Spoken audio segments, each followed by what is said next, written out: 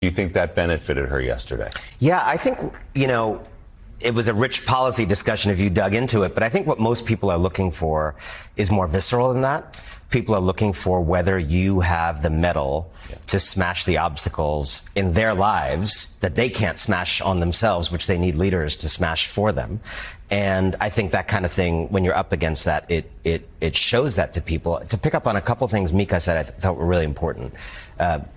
I loved, Mika, that you used the word fascism, the other F word, the F word of this moment, because I think many of us in the media, particularly a lot of the newspapers, have been very, very reluctant to say what is clear, right? A tree is a tree, a river is a river, and fascism is fascism. It is a word with a dictionary definition, and if a tree is a tree, fascism is fascism. And this what is offered by Donald Trump and the Republican Party today is fascism, and we in the media need to say it.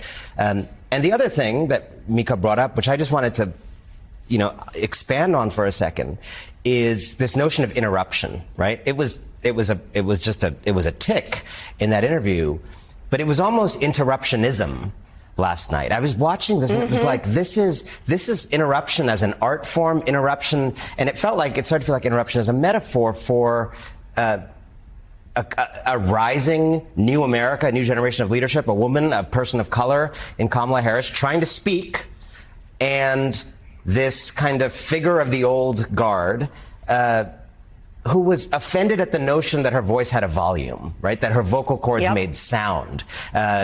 Invited her on the show and then was very, very angry that he could hear her. And it just felt like a metaphor for a minority in this country that is angry at the notion that a rising pluralist, more pluralist new America is speaking, is around, is here, and a desire to interrupt not just a person, but the future.